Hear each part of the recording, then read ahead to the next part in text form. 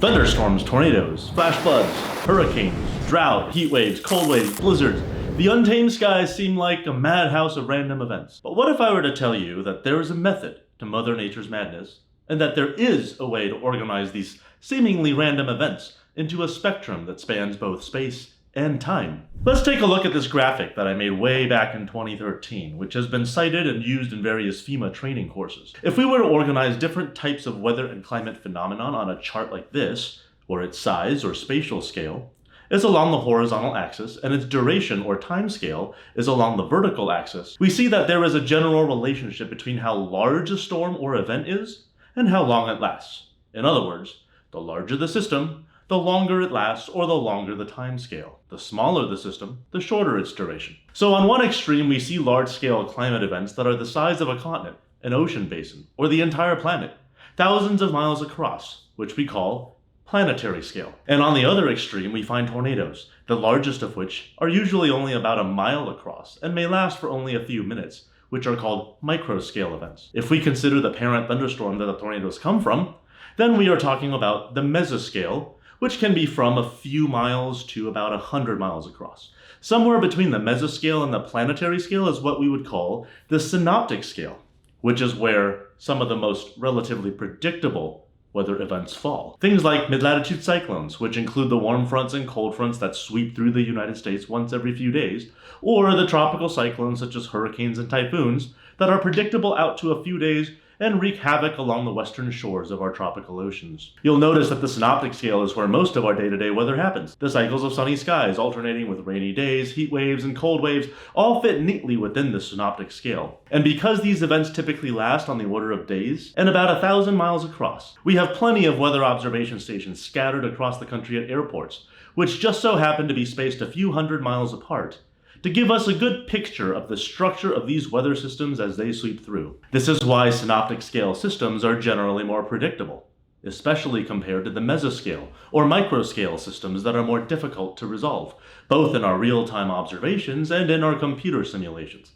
And that's what makes them even more life-threatening. On the other extreme, those planetary scale events I consider moderately predictable because so many variables are at play that these events are not quite as well understood as the synoptic scale events, at least in our current state of the science. Meteorologists call the study of this relationship between the size and duration of a weather or climate event scale analysis.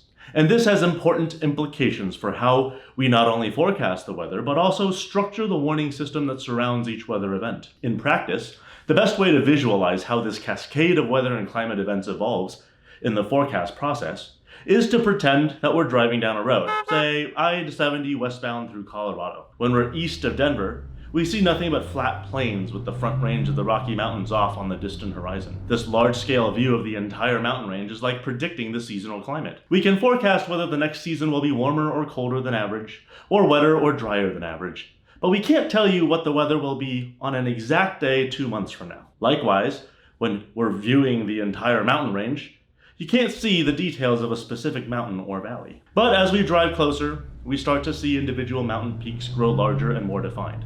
We can see trees slowly moving toward us as we drive toward the hills. This is like seeing the synoptic scale weather systems come into view. Several days away, we can forecast with decent accuracy the movement and intensity of mid-latitude cyclones and their warm fronts, cold fronts, stationary fronts, and the weather associated with them, to include heavy rain and winter weather, heat waves, and cold waves. Even tropical cyclones like hurricanes and typhoons are included in this scale. As we continue driving down I-70, we finally hit the Rocky Mountains.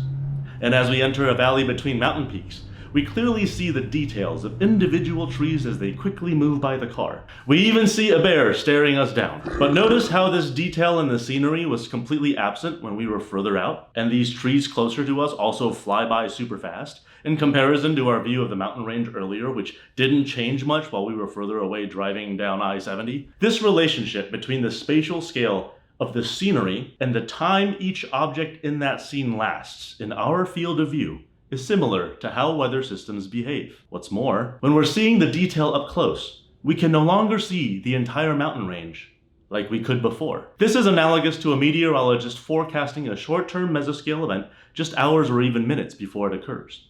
The exact placement and details of weather events like thunderstorms and their impacts, including flash floods, damaging winds, and tornadoes, often can't be predicted more than hours in advance, even if the larger scale synoptic pattern that's supportive of these thunderstorms can often be seen days in advance. This is why, oftentimes, a general lower risk of an event happening is mentioned in a forecast, only to ramp up in risk level as we get closer to the event and the picture becomes clearer. We saw this in the lead up to the 4th of July flooding in the Texas Hill Country, and this is true of the majority of weather events.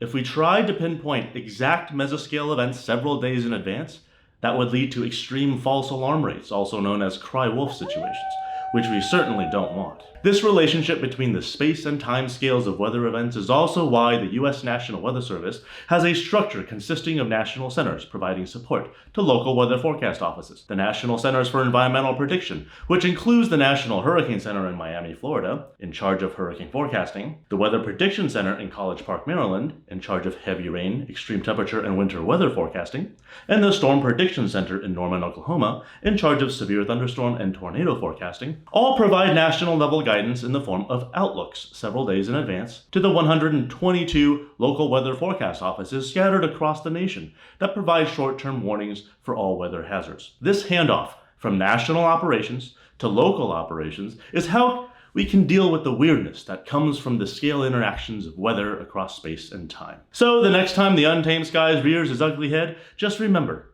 that there is a method to the madness to Mother Nature. And just like driving down the road into the mountains, how far you look into the distance and what you ultimately experience when you arrive all boils down to a matter of perspective.